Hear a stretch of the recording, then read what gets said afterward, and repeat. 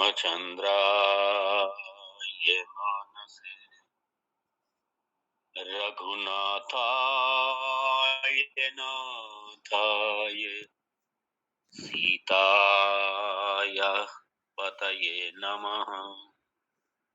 नीलाम्बुजश्यामलकोमलाङ्गम् सीतासमारोहितवामभागम् पाणौ महासायकचारुचापम् नमामि रामं रघुवंशनाथं। नमामि रामं रघुवंशनाथम्। ओ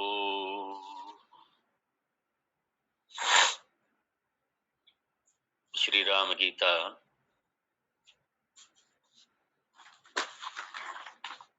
प्रथम श्लोक मंगलाचरण।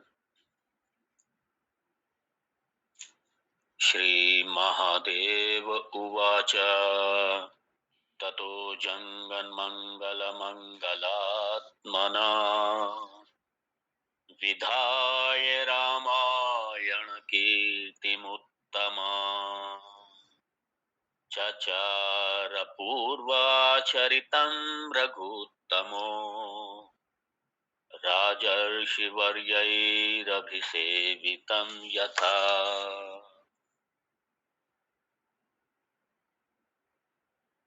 श्लोक 58-58। श्री रामचंद्र उवाच यावन्न पश्येदखिलं मदात्मकम् तावन्मदाराधन तत्परो भवेत्। श्रद्धाल्युत्योर्जित भक्तिलक्षणो यस्तस्य दृश्यो अहम् अहर्निशं हृदि।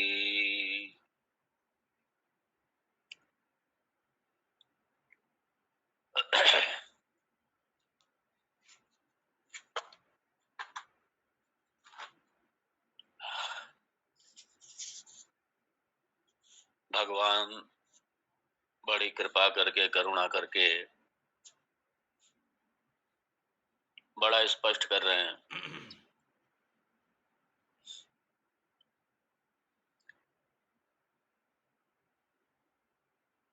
कि बिना भक्ति के, बिना श्रद्धा भक्ति के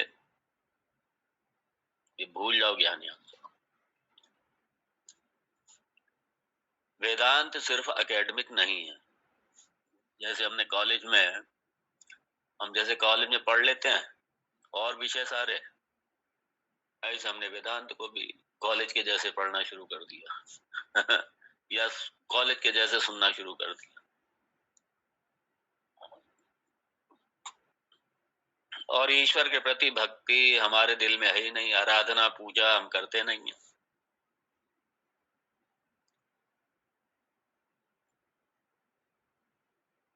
मुझे स्मरण है मैं जिन अपने पूज्य चरणों की सन्निधि में रहा, उन्होंने एक ही बात कही, भूल जाओ बोले वेदांत दास। बिना उपासना के, बिना श्रद्धा के, बिना भक्ति के ये भूल जाओ ये सारा वेदांत दास।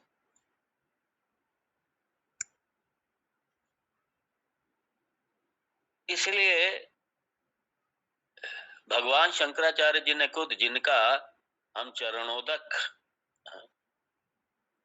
शिरोधार्य करके और आलंबन लेकर के चल रहे हैं,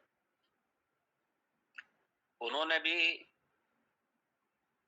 इस वेदांत से ज्यादा सारी उपासना पद्धति, पूजा पद्धति और व्रत, जप, उपवास, तीर्थ, मंदिर, सारे देवों की उपासनाएं और विधिवत पूजा, ये पूरे भारत में उन्होंने जहां जहां नहीं हो रही था ये सब, जहां जहां त्रुटिपूर्ण था, सब में सुधार किया, सबका उद्धार किया। इसलिए खाली उन्होंने वेदांत के ऊपर खाली वो थोड़ी लिख करके बस इतिश्री कर ले, भाष्य लिख करके नहीं, पूरे सनातन धर्म का उन्होंने कायाकल्प। कर्म मतलब वैदिक कर्म, वैदिक कर्म, वैदिक जीवन पद्धति, वैदिक कर्म, ये सारी उपासनाएं, सारी पूजा, सारी मंदिरों में व्यवस्थित तरीके से, ये सारा भगवान शंकराचार्य। ऐसा कौन देव है जिनकी उन्होंने उपासना नहीं की और जिनके लिए उन्होंने स्तोत्र रचना नहीं की उन्होंने।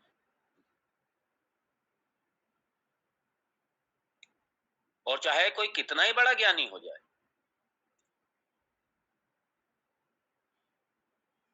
ये जब तक उपाधि है, उपाधि की सीमाएं लगी रहेंगी। इसलिए व्यवहारिक स्तर पर, अद्वैत व्यवहारिक स्तर पर नहीं है, यह याद रखिए। ये अद्वैत पारमार्थिक स्तर पर है।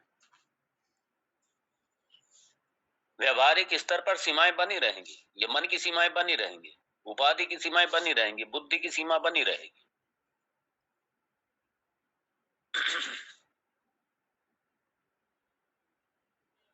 इसलिए ज्ञान होने के बाद में भी, ज्ञान होने के बाद में भी उपासना नहीं छोड़ना।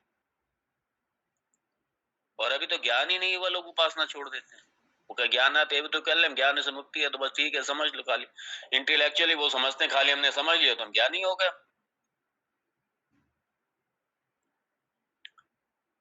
ये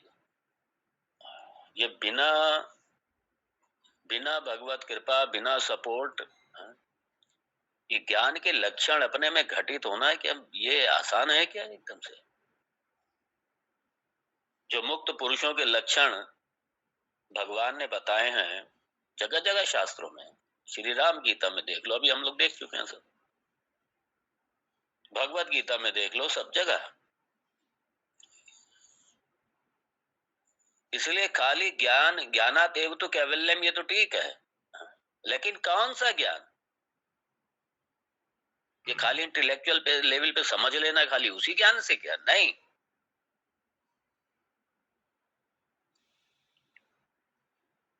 जो ज्ञान, हाँ,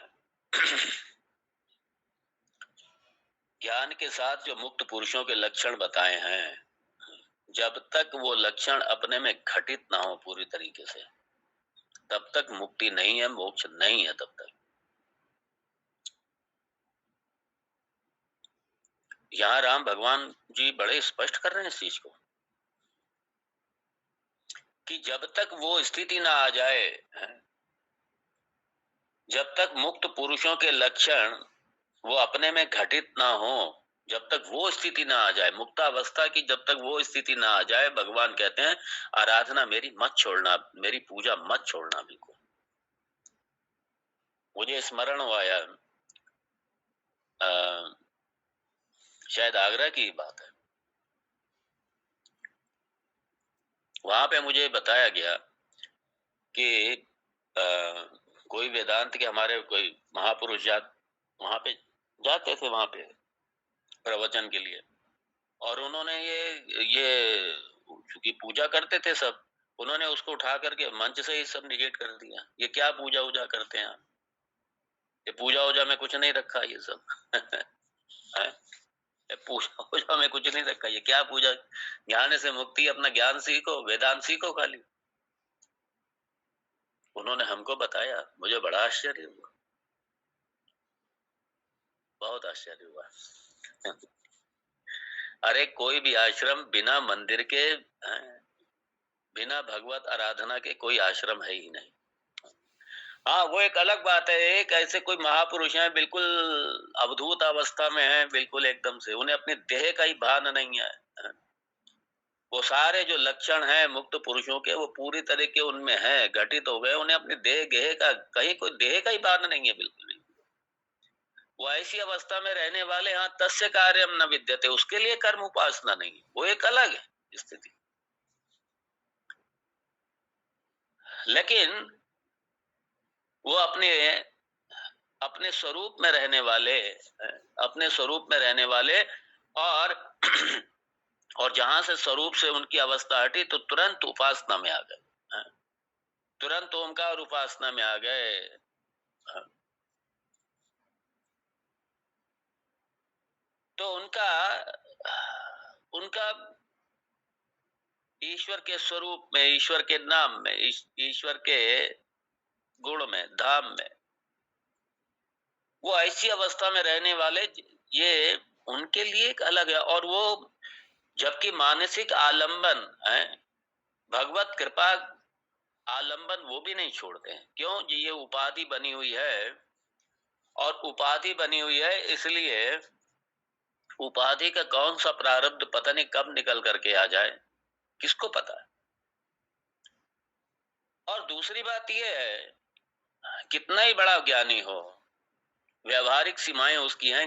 मान लीजिए, क्या मैं ये कह सकता हूं, मैं बता सकता हूं कि आने वाले पल इस तन के साथ में क्या होने वाला है, इस देश के साथ में क्या होने वाला है, आप सबके साथ में क्या होने वाला है? क्या मैं बता सकता हूं? क्या मैं नहीं? उसके स्तर पे सीमाएं हैं, उसके स्तर पे कहाँ विश्व में कहाँ घटित होने वाला है, किसके साथ में क्या होने वाला है, ये क्या पता है? कि ज्ञानी कौन सा ज्ञानी है जिसको ये पता है? ये सब कौन सा ब्रह्मवेत्ता है जिसको ये सब पता है